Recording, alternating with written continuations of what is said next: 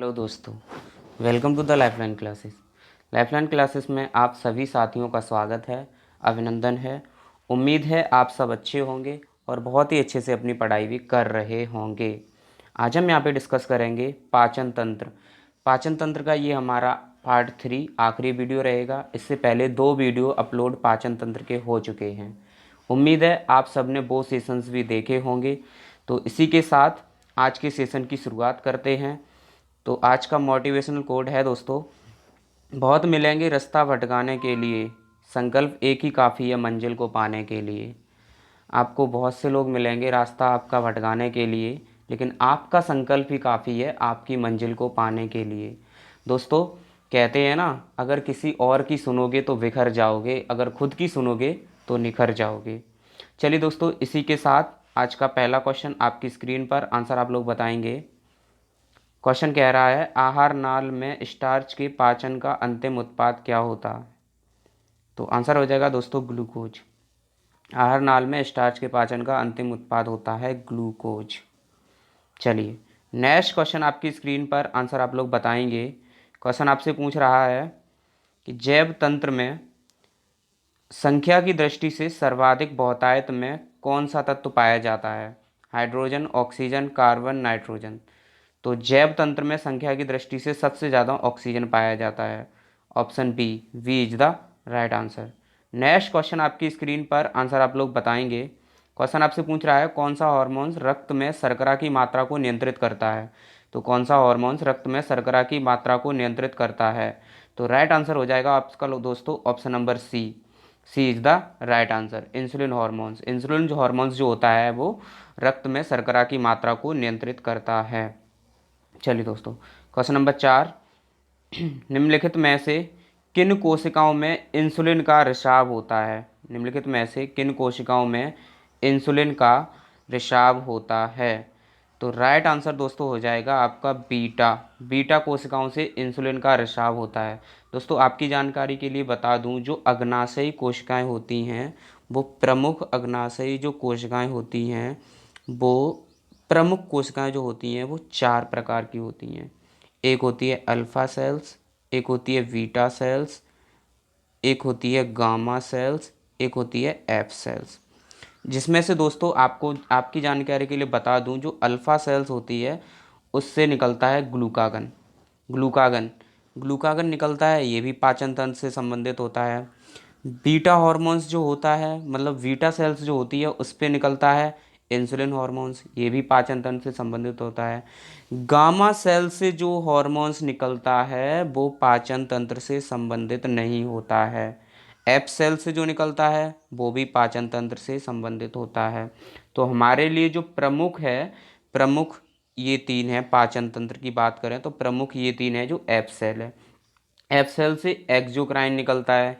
Exocrine ग्रंथि पाई जाती है जो बैस्रावी ग्रंथि होती है। अग्नाशय रस निकलता है दोस्तों इससे। उम्मीद है आप सब समझे होंगे। नेक्स्ट क्वेश्चन आपकी स्क्रीन पर, आंसर आप लोग बताएंगे। क्वेश्चन आपसे कह रहा है, इंसुलिन की खोज किसने की थी? इंसुलिन की खोज किसने की थी? तो राइट आंसर हो जाएगा दोस्तों ऑप्शन नंबर ए, बेल्टिक व वेस्ट ने। बेल्टिक व वेस्ट ने। ए इज द राइट आंसर। तो दोस्तों, जो बी और सी ऑप्शन है, क्या आप लोग हमें इन दोनों ऑप्शन के बारे में बता सकते हैं? चलिए यहाँ आइए। जो जेनर हैं, एडवर्ड जेनर, इन्होंने चेचक के टीके की खोज की थी। लुई पाश्चर, इन्होंने रेबीज के टीके की खोज की थी। रेबीज किससे से पैदा है? कुत्ता। कुत्ता लिख दो, कुत्ता पालू। पालू का उल्टा कर दो, लूपा हो जाएगा, और लूपा से हो जाएगा लुई पाश्चर। अरे समझे? नेक्स्ट क्वेश्चन आपकी स्क्रीन पर, आंसर आप लोग बताएंगे। क्वेश्चन आपसे कह रहा है, इंसुलिन एक प्रकार का है। तो ये तो चुन्नू सा सवाल है, आप सबको पता होगा। इंसुलिन एक प्रकार का क्या है? हॉर्मोन्स है। इंसुलिन क्या है? हॉर्मोन्स है। नेक्स्ट क्वेश्चन आपकी स्क्रीन पर, आंसर आप लोग बताएंगे। क्वेश्चन आपसे पूछ रहा है कि हेपेटाइटिस मानव शरीर के किस अंग को प्रभावित करती है? तो दोस्तों, आप प्यारे दोस्तों, आपकी जानकारी के लिए बता दूं, हेपेटाइटिस जो होती है वो लीवर को प्रभावित करती है। समझ गए? नेक्स्ट क्वेश्चन आपकी स्क्रीन पर, आंसर आप लोग बताएंगे। क्वेश्चन आपसे कह रहा है कि एंजाइम के प्रोटीन भाग को क्या कहते हैं? एंजाइम के प्रोटीन भाग को क्या कहते हैं? तो दोस्तों एंजाइम के प्रोटीन भाग को कहते हैं apoenzyme. Option C is the right answer. Next question आपकी स्क्रीन पर आंसर आप लोग बताएंगे। क्वेश्चन आपसे पूछ रहा है किसे सहजीवी संबंध जीवाणु ई कुलाई का घर कहा जाता है? तो सहजीवी संबंध ई कुलाई का घर दोस्तों कहा जाता है सीकम को।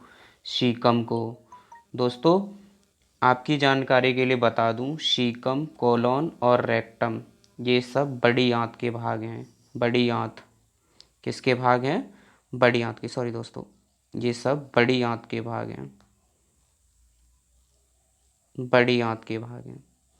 सीकम जिसमें ई कोलाई का घर कहा जाता है सीकम को, कोलोन, रेक्टम ये तीनों ही बड़ी आंत के भाग हैं। बड़ी आंत के भाग हैं। तो जो कोलोन होता है उसमें पानी का अवशोषण होता है दोस्तों, ये जानकारी भी आप लोग याद रखिएगा। और जो ई कोलाई होता है, सहजीवी जो होता है ई कोलाई, ये हमारे मतलब क्या होता है, ये जीवाणु हमारे भोजन को पचने में बहुत मदद करता है दोस्तों। समझ गए? नेक्स्ट क्वेश्चन आपकी स्क्रीन पर आंसर आप लोग बताएंगे। चलिए देखिए, अब यहाँ पे इस फिगर में देखिए, जैसे दोस्तों आपने यहाँ से कोई खाना खाया, यहाँ से खाना खाया, इस नली से, ग्रास नली से होते हुए खाना कहाँ पहुँचा? आपके आमाशय में। आमाशय में पहुँचा। आमाशय में पहुँचते हुए लीवर में, लीवर आपको दिख रहा है दोस्तों, लीवर, ये रहा लीवर से पित्त निकला, पित्त रस इस नली से, नीली नीली नीली कलर की दोस्तों, देखो दोस्तों, इस ब्लू कलर की लाइन से निकला और वो कहाँ पे आया? पित्ताशय में। तो पित्तरस कहाँ पे स्टोर हुआ? पित्ताशय में। पित्तरस स्टोर हुआ पित्ताशय में। फिर क्या हुआ? फिर वो पित्ताशय क्या आया? फिर छोटी आंत में खाना सबसे देर तक रहा, छोटी आंत में घूमता रहा, फिर यहाँ से बड़ी आंत से होते हुए, अग्नाशय से होते हुए कहाँ निकला? बाहर निकला। अग्नाशय दोस्तों ये रहा बीच में छोटा सा। आप सब चित्र को ठीक से समझ लेना, पढ़ लेना, पूरा सा समझ में आ जाएगा इसमें क्या है। चलिए नेक्स्ट क्वेश्चन आपकी स्क्रीन पर आंसर आप लोग बताएंगे। क्वेश्चन आपसे पूछ रहा है निम्नलिखित में से कौन सी बीमारी पाचन तंत्र से संबंधित है? तो दोस्तों पीलिया हो गया, डायरिया हो गया, कब्ज हो गया, ये सारी बीमारियां पाचन तंत्र से ही संबंधित हैं। तो option D is the right answer. Next question आपकी स्क्रीन पर आंसर आप लोग बताएंगे। क्वेश्चन आपसे पूछ रहा है कि निम्नलिखित में से कौन छोटी आंत का भाग है? निम्नलिखित में से कौन छोटी आंत का भाग है? तो दोस्तों आपकी जानकारी के लिए बता दूं, ड्यूडेनम, जेजुनम, इलियम ये तीनों छोटी आंत के भाग होते हैं। तो दोस्तों आपने सीखा बड़ी आंत के भाग, छोटी आंत के भाग। छोटी आंत के भाग ये रहे और बड़ी आंत के भाग हमने आपको बताए थे सीकम, कोलोन और रेक्टम। और छोटी आंत के भाग हो गए ड्यूडेनम, जेजुनम, इलियम। तो ये सभी जो होते हैं वो छोटी आंत के भाग होते हैं। नेक्स्ट देखिए दोस्तों, यहाँ पे लिखा हुआ भी है कि जो ड्यूडिनम होता है, ड्यूडिनम भाग होता है छोटी आंत का, ये आमाशय से जुड़ा होता है। कहाँ से? आमाशय से। आप उस चित्र को ठीक से देखिएगा, आमाशय से जुड़ा होता है। जो इलियम होता है वो बड़ी आंत से जुड़ा होता है, बड़ी आंत से कनेक्ट होता है इलियम। और इसकी लेंथ होती है छोटी आंत की लेंथ होती है 6 से 6.5 मीटर। ये छोटी आंत की लेंथ होती है दोस्तों। नाम तो छोटी है लेकिन इसकी लेंथ बड़ी आंत से ज़्यादा होती है। क्या होता है दोस्तों? इसका डायमीटर कम होता है, इसलिए इसे छोटी आंत बोला जाता है। अरे समझ गए? चलिए नेक्स्ट क्वेश्चन आपकी स्क्रीन पर आंसर आप लोग बताएंगे। आपसे पूछ रहा है निम्नलिखित में से किस जीव में लार ग्रंथियां नहीं पाई जाती हैं? तो दोस्तों सलाइवा, लार ग्रंथियां जो नहीं पाई जाती हैं वो इन दो जीवों में ही नहीं पाई जाती हैं, ना तो नील व्हेल में पाई जाती हैं और ना ही मेढक में पाई जाती हैं।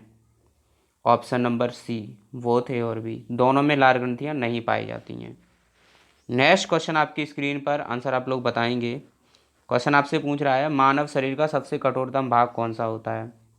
तो मानव शरीर का सबसे कठोरतम जो भाग होता है, मानव शरीर का सबसे कठोरतम भाग होता है वो होता है दोस्तों इनामेल। मानव शरीर का सबसे कठोरतम भाग जो होता है वो होता है इनामेल। दोस्तों ये ठीक से नहीं लिखा हुआ है, इनेमेल होता है, इनेमेल। तो इनेमेल जो होता है मानव शरीर का सबसे कठोरतम भाग होता है। दोस्तों ये कहाँ पाया जाता है, ये आप बताएंगे मुझे? दोस्तों ये पाया जाता है हमारे दांतों के, जैसे हमारे ये दांत रहे, इसके जो ऊपरी आवरण होता है ना, वाइट वाइट, इसी में पाया जाता है इनेमल।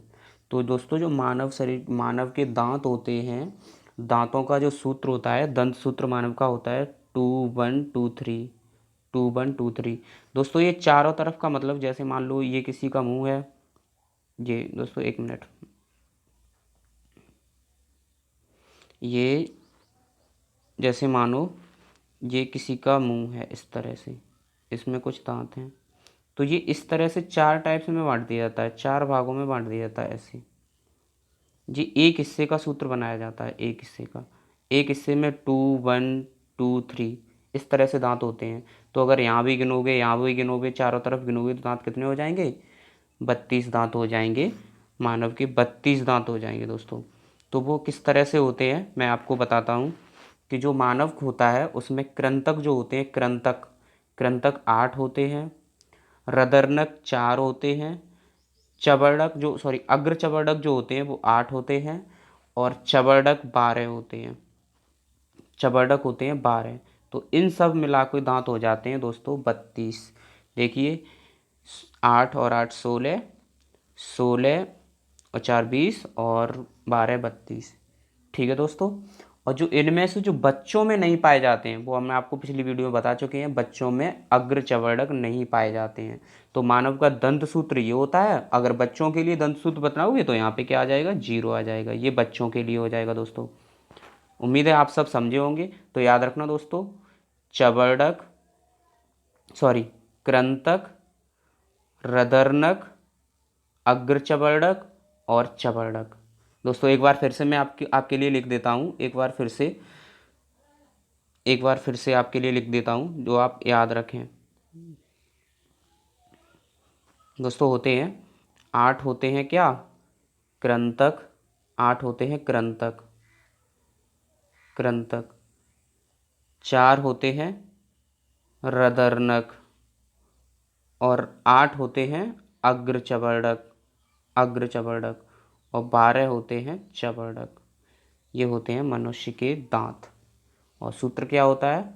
2 1 2 3। और बच्चों के लिए 2 1 0 3 दंत सूत्र, बच्चों के लिए, मनुष्य के लिए। उम्मीद है आप सब समझे होंगे। नेक्स्ट क्वेश्चन आपकी स्क्रीन पर आंसर आप लोग बताएंगे। क्वेश्चन आपसे पूछ रहा है कि मुख्य भाग का पिछला, ये दोस्तों कुछ मिस्टेक है यहाँ पे, ये दोस्तों मुख गुहा होगा, ये यहाँ पे मुख गुहा होगा, मुख गुहा। यहाँ पे आप लोग लिखेंगे मुख गुहा,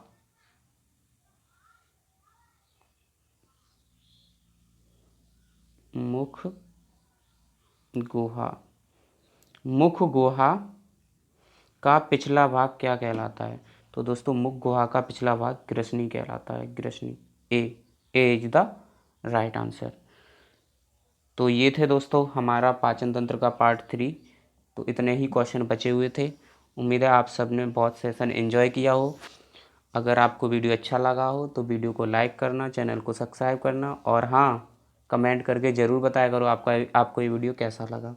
और अपने दोस्तों के साथ इस वीडियो को शेयर करें ज़्यादा से ज़्यादा। दोस्तों मुझे आपकी सपोर्ट की ज़रूरत है, आप लोग प्लीज़ आप लोग सपोर्ट करें।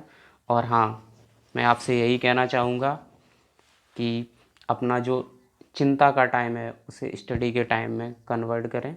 अपना जो बेहतरीन समय है जो अभी चल रहा है, बेहतरीन समय, उसे ज़्यादा से ज़्यादा पढ़ाई में लगाएं। बड़ों का सम्मान करें, किसान का सम्मान करें, फौजियों का सम्मान करें। बस इसी के साथ आज की क्लास को ऑफ करता हूँ। धन्यवाद।